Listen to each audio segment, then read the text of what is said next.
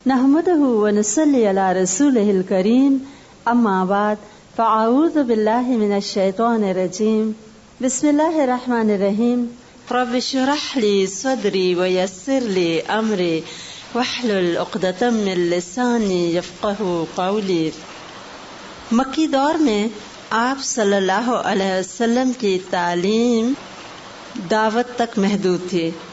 مدینہ منورہ آنے کے بعد اب یہ دعوتی کام عملی اقدام اٹھانے کا بھی تقاضا کر رہا تھا۔ جس طرح قریش مکہ دھمکیاں دے رہے تھے، آپ صلی اللہ علیہ وسلم کے خلاف ہر حربہ استعمال کر رہے تھے، آپ کے مخالفین کو ساتھ ملا رہے تھے، اب وہ وقت قریب تھا کہ مسلمان عملی طور پہ جنگ کر کے ایک مرتبہ ساری دنیا پہ ثابت کر دیں کہ اللہ تعالیٰ کا کلمہ وہی برحق ہے، اور جو حق پہ ہوتا ہے اللہ تعالیٰ اس کی مدد فرماتے ہیں۔ کچھ چھوٹے موٹے سرائے اور معمولی جھڑپیں ہم دیکھتے ہیں کہ پیش آ رہی تھیں، اور یہ پہلی ہجری سے ہی شروع تھیں کہ پہلی ہجری میں کم از کم 6 سرائے یا 5 سرائے کا پتہ چلتا ہے۔ اب 2 ہجری میں آپ صلی اللہ علیہ وسلم کو خبر ملی کہ قریش کا تجارتی قافلہ بہت سا ساز و سامان لے کے شام کی طرف جا رہا ہے۔ آپ صلی اللہ علیہ وسلم 150-200 مہاجرین کے ہمراہ اس قافلے کی خبر لینے کے لیے نکلے۔ آپ نے کسی کو روانگی پہ مجبور نہیں کیا، لیکن جب آپ صلی اللہ علیہ وسلم اس قافلے تک پہنچے تو وہ قافلہ بچتا بچاتا شام جا چکا تھا۔ آپ صلی اللہ علیہ وسلم نے بھی پرپزلی ان کے ساتھ ایک ٹکراؤ کی کیفیت نہیں پیدا کی۔ مقصد ان کو دھمکانا بھی تھا، ڈرانا بھی تھا، اور وارن کرنا بھی تھا کہ دیکھو اگر ہم چاہیں تو تمہارا قافلہ لوٹا جا سکتا ہے۔ اس قافلے پہ بے شمار مال و دولت تجارت کے لیے قریش مکہ نے بھیجا ہوا تھا، اور کہتے ہیں کہ کوئی انسان ایسا نہیں تھا قریش مکہ میں سے جس کا کچھ نہ کچھ مال اس میں نہ لگا ہوا ہو۔ لیکن یہ قافلہ بچ کے شام چلا گیا اور صحابہ کرام واپس آ گئے۔ 2 ہجری کی بات ہے، قرز بن جابر فہری نامی ایک مشرک ایک چھوٹی سی فوج لے کے مدینہ منورہ کے گرد و نواح میں آیا۔ اس نے ارد گرد کی چراگاہوں پہ چھاپا مارا اور مال و مویشی لوٹ کے چلا گیا۔ یعنی زیادتی کی ابتدا اب مشرکین مکہ کی طرف سے ہوئی ہے۔ آپ صلی اللہ علیہ وسلم نے رجب 2 ہجری کے آخر میں ایک مہم پہ حضرت عبداللہ بن جحش رضی اللہ تعالی عنہ کو 12 مہاجرین کے ہمراہ روانہ کیا، اور ان کو فرمایا کہ 2 دن کی مسافت جب تم طے کر لو وادی نخلا کی طرف تو پھر میرا خط کھول کے پڑھنا۔ 2 دن کے بعد جب انہوں نے خط کھولا تو آپ صلی اللہ علیہ وسلم نے لکھا تھا کہ جب تم یہ تحریر دیکھو تو آگے بڑھتے جاؤ یہاں تک کہ مکہ اور طائف کے درمیان نخلا میں اترو، اور وہاں قریش کا ایک تجارتی قافلہ ہے، اس کی گھات میں لگ جاؤ اور ہمارے لیے اس کی خبروں کا پتہ لگاؤ۔ کلیئر کٹ انسٹرکشنز کیا ہیں کہ صرف جاسوسی کرنی ہے اور خبر لے کے آنی ہے۔ آپ صلی اللہ علیہ وسلم کا نظام جاسوسی ایک بہترین نظام تھا، جس کی وجہ سے کانسٹنٹلی آپ صلی اللہ علیہ وسلم کو چاروں طرف کی خبریں پہنچتی تھیں، اور آپ صلی اللہ علیہ وسلم دفاعی تدابیر نہایت مؤثر انداز سے بر وقت کر دیتے تھے۔ یہی وجہ ہے کہ مدینہ منورہ کی یہ چھوٹی سی جو ریاست تھی ہر طرح کے خطرات سے انہی احتیاطی تدابیر کی وجہ سے محفوظ تھی۔ عبداللہ بن جحش رضی اللہ تعالی عنہ اپنے ساتھیوں کے ہمراہ جب وادی نخلا کی طرف پہنچے تو وہاں دیکھا کہ قریش مکہ کا ایک قافلہ ہے جس پہ کشمش اور چمڑا وغیرہ ہے، وہ مکہ کی طرف لوٹ رہا ہے۔ رجب کی آخری تاریخ تھی، اور یہ وہ مہینہ ہے جو کہ حرمت والا مہینہ ہے جس میں عرب جنگ نہیں کیا کرتے تھے۔ ان لوگوں نے آپس میں مشورہ کیا اگر ابھی ہم نے اس قافلے کو نہ روکا تو یہ رات گزرتے ہی مکہ کی حدود میں داخل ہو جائے گا، اور پھر ہمارے لیے ان کا پیچھا کرنا یا پکڑنا مشکل ہوگا۔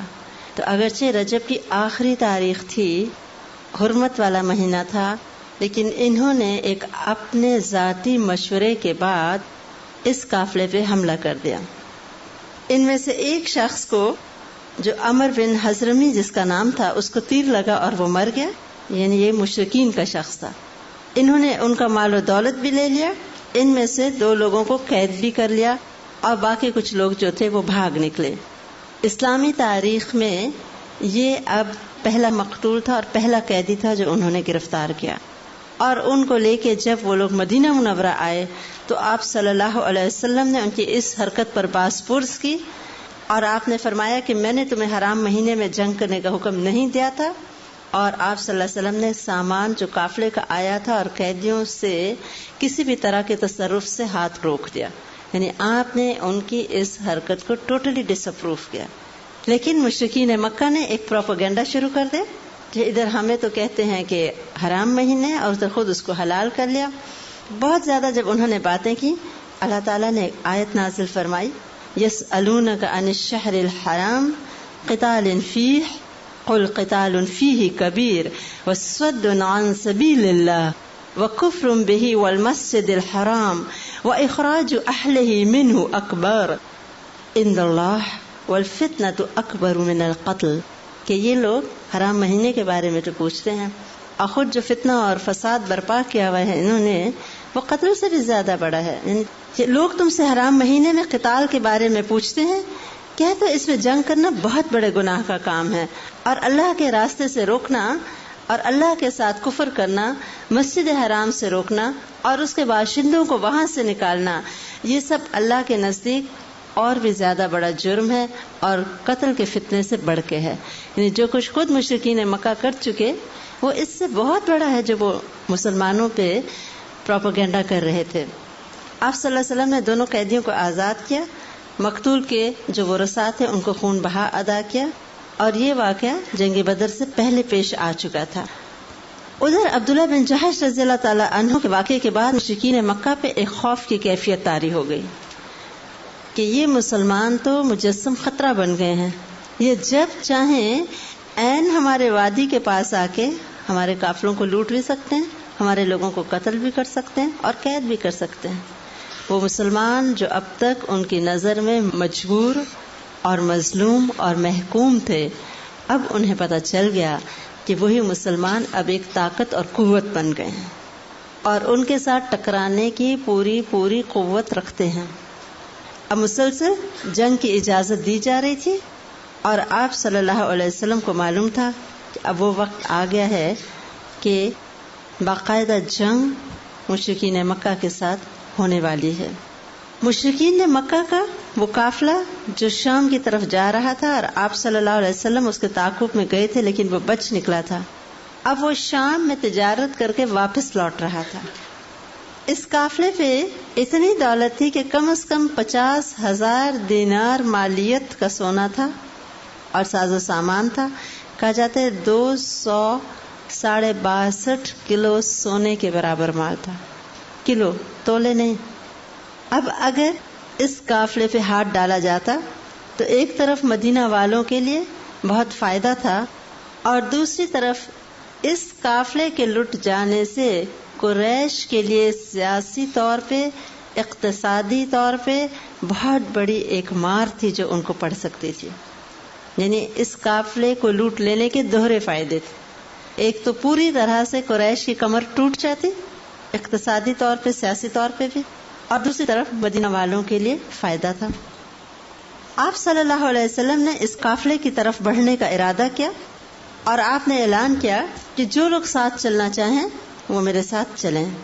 چونکہ ابتدا میں صرف ارادہ ایک قافلے کی طرف جانے کا تھا، اس لیے تمام صحابہ کرام نہ نکلے، یہ سوچ کے کہ جیسے پہلے چھوٹے چھوٹے سرائے ہوتے رہے، غالباً یہ بھی اسی کی ایک قسم ہے. اسی لیے 300 سے کچھ اوپر افراد آپ صلی اللہ علیہ وسلم کے ہمراہ نکلے. ان میں سے 82 یا 83 مہاجرین تھے اور باقی سب انصار تھے، اوس اور خزرج کے قبیلے کے لوگ.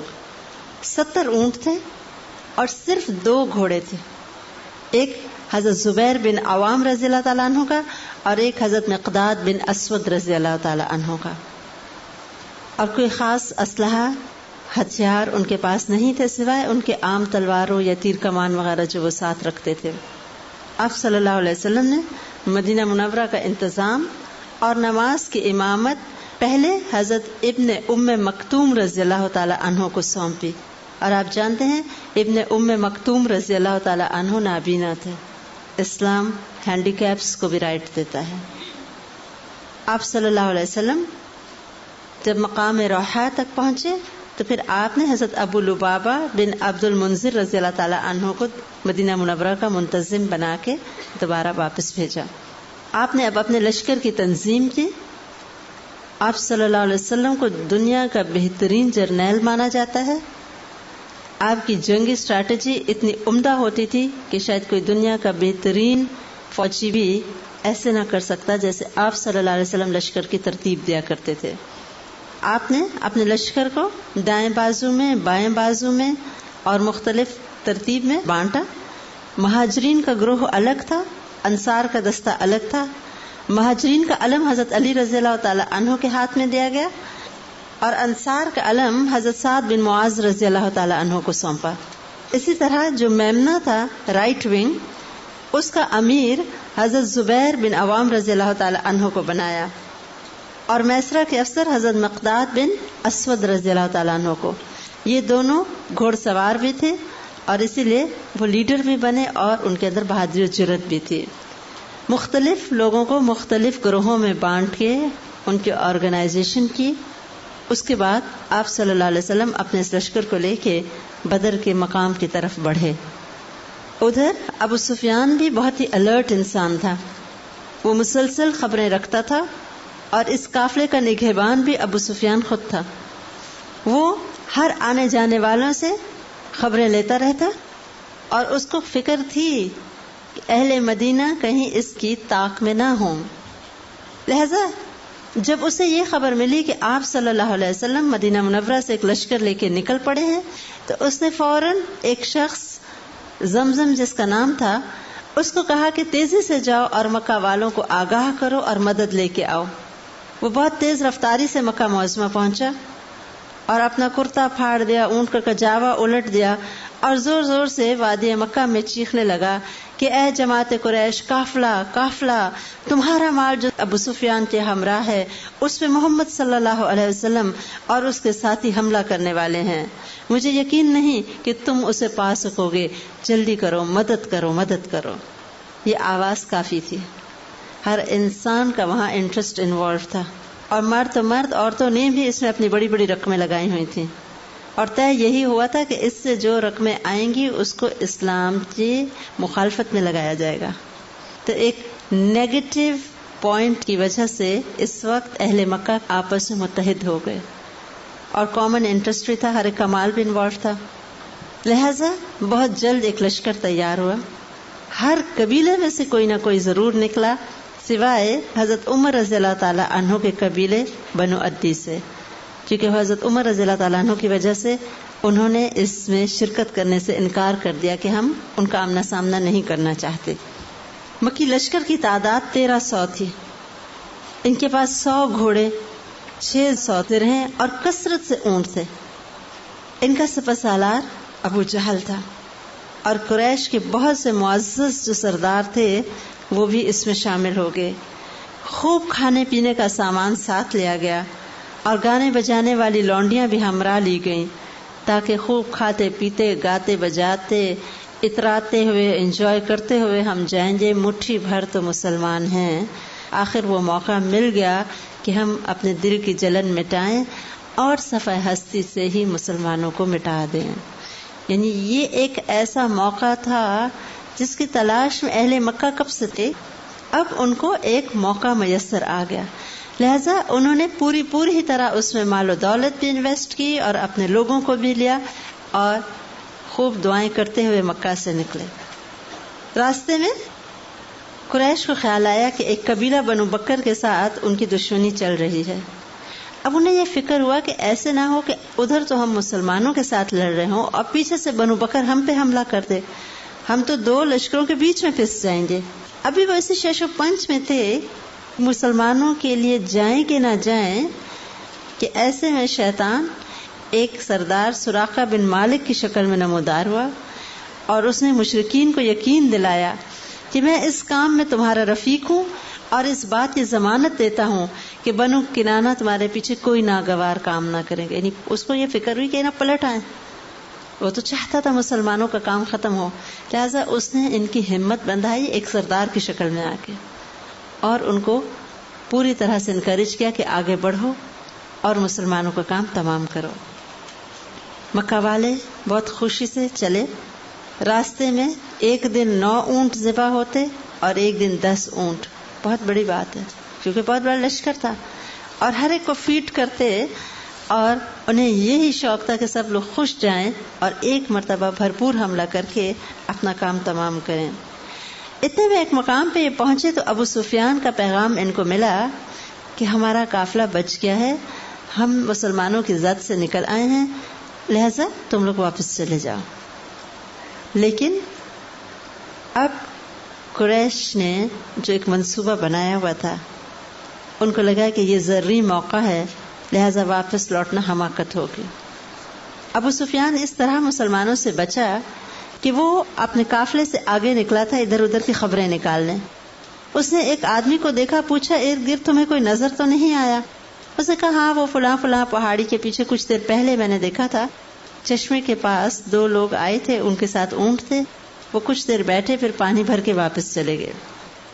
ابو سفیان خود وہاں تک گیا اور اس نے اونٹ کی جو مینگنیاں توڑی اس میں سے کھجور کی گٹھلی نکلی. اس نے کہا خدا کی قسم یہ تو یثرب کا چارہ ہے. یعنی یہ جو لوگ بھی تھے مدینہ منورہ کے تھے، کیونکہ کھجور کی گٹھلیاں وغیرہ اپنے اونٹوں کو کھلاتے تھے، تو وہی اس نے پاس کی، لہذا یہ ضرور مسلمان ارد گرد ہیں. لہذا وہ مسلمانوں کے آنے سے پہلے ہی اس نے اپنا پورا روٹ بدل دیا، اور جو نارمل ان کی شاہراہ تھی اس کو چھوڑ کے دوسرے راستے سے بچتا بچاتا مکہ کی طرف نکل گیا. ادھر مکی لشکر میں پھوٹ پڑ گئی. ابو سفیان کے اس پیغام کے بعد بہت سے ایسے لوگ جو جنگ کا ارادہ نہیں رکھتے تھے، اچانک ایک ایمرجنسی کال کی وجہ سے نکل آئے تھے. جب انہیں پتا چلا کہ قافلہ محفوظ ہے تو جنگ کی ضرورت نہیں، لہذا انہوں نے چاہا کہ واپس چلیں. لیکن ابو جہل کو یہ گوارا نہیں تھا. وہ چاہتا تھا ہر صورت یہ جنگ ہو کے رہے. اس نے کہا کہ نہیں، اب تو ہم واپس نہیں جائیں گے، ہم تو وہاں جائیں گے، 3 دن بدر میں رہیں گے، خوب اونٹ ذبح کریں گے، لوگوں کو کھانے کھلائیں گے، شراب پلائیں گے، لونڈیاں ہمارے لیے گانے گائیں گی، اور سارا عرب ہمارا اور ہمارے سفر اور اجتماع کا حال سنے گا. اس طرح ہمیشہ کے لیے ان پہ ہماری دھاک بیٹھ جائے گی. یہاں پہ اگر آپ غور کریں تو بہت بڑا تھنکنگ کا فرق ہے. آپ صلی اللہ علیہ وسلم کے فالوورز میں ان کا ایک کامن کاز تھا، اور وہ کاز پازیٹیو تھا. اس میں کسی سے ذاتی دشمنی، حسد، ریاکاری، دکھاوا یا لوگوں پہ اپنی دھاک بٹھانا مقصود نہیں تھا. مقصد تھا کہ اس طرح سے دین کو اور سپورٹ ملے گی. اگر قافلہ جو ہے اس کی اقتصادی اور معاشی حیثیت کو ختم کر دیا جاتا ہے تو قریش کی مخالفت کمزور پڑ جائے گی. ادھر ابو جہل کی تھنکنگ دیکھیے، نیگیٹو تھنکنگ ہے. اس میں حسد، رقابت، جلن، دوسروں کو نیچا دکھانا، اپنی بڑائی، اپنی سرداری کو قائم رکھنا مقصود ہے، اینڈ شو آف، ریاکاری، کہ سارا عرب ہمارے سفر کا حال سنے گا کہ اس شان سے ہم گئے اور اتنے کھانے کھائے اور اتنی لونڈیاں اور اتنی دولت. یہ ہے تھنکنگ کا فرق، اور یہی تھنکنگ تھرو آؤٹ رہی تھی. ان کے اندر اس وقت ایک اجتماعیت کی وہ کیفیت نہیں تھی جو مسلمانوں کے اندر تھی. اگر یہ جنگ کرتے تھے تو اس میں بھی ان کا مقصود ذاتی ناموری، اپنے قبیلے کی شہرت اور ذاتی مفاد ہوتا تھا. اسے جب یہ لوگ لڑتے بھی تھے تو ایک وہ جو ٹیم کی ہارمنی ہوتی ہے وہ نہیں ہوتی تھی. اپنی اپنی شہرت، اپنی اپنی بہادری، یہ مقصود تھا. یہ فرق ہوتا ہے نیگیٹو اور پازیٹو تھنکنگ کا. پازیٹو تھنکنگ میں ایک ہارمنی آ جاتی ہے ٹیم کے اندر، نیگیٹو تھنکنگ سے نہیں آتی. اگرچہ نیگیٹو تھنکنگ والے وقتی فائدے کے لیے اکٹھے تو ہو جاتے ہیں، لیکن جیسے قرآن پاک میں بھی آتا ہے نا، وَقُلُوبُهُمْ شَتَّىٰ، ان کے دل پھٹے پڑے ہیں، دل اندر سے ایک نہیں ہوتے. اور ادھر مسلمان ہیں کہ کچھ نہ ہونے کے باوجود ایک ہے. آپ صلی اللہ علیہ وسلم کسی جنگ کے لیے نہیں نکلے تھے، لیکن اب کسی کے بھی دل میں خیال نہ آیا کہ اتنا بڑا لشکر آ رہا ہے تو ہم واپس لوٹ جائیں. نکل آئے ہیں اللہ کے لیے تو بس ٹھیک ہے. آپ صلی اللہ علیہ وسلم نے ایک مجلس شورا کا اجتماع کیا. آپ کا طریقہ کار تھا کہ جہاں کوئی اجتماعیت کی بات ہوتی آپ لوگوں کو بٹھا کے ان سے مشورہ کیا کرتے تھے. اعلیٰ فوجی مجلس شورا منعقد ہوئی، اس میں تمام صورتحال بتائی گئی، مشورے ہوئے، لوگوں کو آگاہ کیا گیا کہ اتنا بڑا لشکر آ گیا ہے. ایسے میں قدرتی بات ہے کہ وہ لوگ جو کسی جنگ کے خیال سے نہیں نکلے تھے ان کے دل یہ سب سن کے کانپ اٹھے. ایمان کی مضبوطی اپنی جگہ ہے، لیکن عملاً ایک اتنے بڑے لشکر کو فیس کرنا کوئی کم بات نہ تھی. اسی لیے قرآن پاک میں آیا کما اخرجک ربک من بیتک بالحق وان فریقا من المؤمنین لکارہون یجادلونک فی الحق بعدما تبین کانما یساقون الی الموت وهم ینظرون. جیسا کہ تجھے تیرے رب نے تیرے گھر سے حق کے ساتھ نکالا اور مومنین کا ایک گروہ ناگوار سمجھ رہا تھا، وہ تجھ سے حق کے بارے میں اس کے واضح ہونے کے بعد جھگڑ رہے تھے، گویا وہ آنکھوں دیکھے موت کی طرف ہانکے جا رہے ہوں. یعنی یہ تو کچھ ہی لوگ تھے، سارے مسلمان ایسے نہ تھے، کچھ کچے ایمان والے چھوٹے دل والے لوگ بھی تھے، لیکن ایسے صحابہ کرام بھی تھے جن کے ایمان کا وہ حال تھا کہ وہ چٹانوں سے بھی ٹکرا جایا کرتے تھے. حضرت ابوبکر رضی اللہ تعالی عنہ اٹھے اور انہوں نے آپ صلی اللہ علیہ وسلم سے بہت اچھی بات کی، یعنی جہاں آپ ہیں وہاں ہم جو آپ کہیں ہم کریں گے. حضرت عمر رضی اللہ تعالی عنہ نے بھی اسی طرح کی بات کی. حضرت مقداد بن عمر رضی اللہ تعالی عنہ نے کہا، اے اللہ کے رسول صلی اللہ علیہ وسلم، اللہ نے آپ کو جو راستہ دکھایا اس پہ رواں دواں رہیے، ہم آپ کے ساتھ ہیں. خدا کی قسم ہم آپ سے وہ بات نہیں کہیں گے جو بنو اسرائیل نے موسیٰ علیہ السلام سے کہی تھی، فَاذْهَبْ أَنْتَ وَرَبُّكَ فَقَاتِلَا إِنَّا هَاهُنَا قَاعِدُونَ. کیا کہا تھا بنی اسرائیل نے موسیٰ علیہ السلام سے جب جنگ کی نوبت آئی تھی کہ تم اور تمہارا رب جاؤ اور لڑو، ہم تو یہاں بیٹھے ہیں. انہوں نے کہا ہم یہ بات آپ کو نہیں کہیں گے. یہی فرق ہے موسیٰ علیہ السلام کے فالوورز میں اور آپ صلی اللہ علیہ وسلم کے فالوورز میں. یہ بہت بڑا فرق ہے. بلکہ آپ صلی اللہ علیہ وسلم کو کہا اگر آپ ہم کو برق غمات تک چلنے کا کہیں گے تو ہم راستے میں لوگوں سے لڑتے لڑتے آپ کے ساتھ وہاں تک بھی چلے جائیں گے. مہاجرین کی بات جب سن لی آپ نے، ان کے حق میں آپ نے کلمہ خیر کہا، لیکن انصار اب تک خاموش تھے. اور جو بیعت عقبہ اولیٰ میں انہوں نے باتیں کی تھیں اس کے لحاظ سے ان پہ یہ لازم نہیں تھا کہ وہ آپ کے ساتھ ضرور نکل پڑتے، لیکن وہ بہت عظیم لوگ تھے. یہ انصار کا لقب بالکل درست ہے. قدم قدم پہ انہوں نے مدد، حمایت اور نصرت میں ساتھ دیا. ایسے میں آپ صلی اللہ علیہ وسلم نے فرمایا لوگوں مجھے مشورہ دو. اب انڈائریکٹلی مراد کیا تھی؟ انصار بھی بتائیں کہ وہ کیا چاہتے ہیں. انصار کے کمانڈر اور علم بردار حضرت سعد بن معاذ رضی اللہ تعالیٰ عنہ سمجھ کے کہنے لگے کہ ایسا معلوم ہوتا ہے کہ رسول اللہ صلی اللہ علیہ وسلم کا روح سخن ہماری طرف ہے. آپ نے فرمایا ہاں. انہوں نے کہا ہم آپ پہ ایمان لائے، آپ کی تصدیق کی اور یہ گواہی دی ہے کہ آپ صلی اللہ علیہ وسلم جو کچھ لائے ہیں وہ حق ہے. اس پہ ہم نے آپ کو اپنے سمع و اطاعت کا عہد اور میثاق دیا ہے. آپ اللہ کے رسول ہیں، آپ کا جو ارادہ ہے آپ پیش قدمی کیجیے. اس ذات کی قسم جس نے آپ کو حق کے ساتھ مبعوث فرمایا، اگر آپ ہمیں ساتھ لے کے اس سمندر میں کودنا چاہیں تو ہم اس میں بھی آپ کے ساتھ کود پڑیں گے. ہمارا ایک آدمی بھی پیچھے نہ رہے گا، ہمیں کوئی ہچکچاہٹ نہ ہوگی.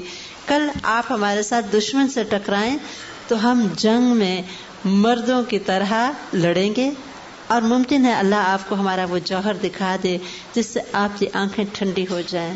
بس آپ ہمیں اپنے ہمراہ لے کے چلیں، اللہ برکت دے گا. تو انہوں نے جو وعدے کیے تھے اب کہا عملاً بھی ہم سچ کر کے دکھانے کو تیار ہیں. یعنی آپ لے کے تو چلیں، دیکھیں ہم کرتے کیا ہیں. اور واقعی جو کچھ انہوں نے کیا وہ اس سے بڑھ کے تھا جو وہ زبان سے کہہ رہے تھے.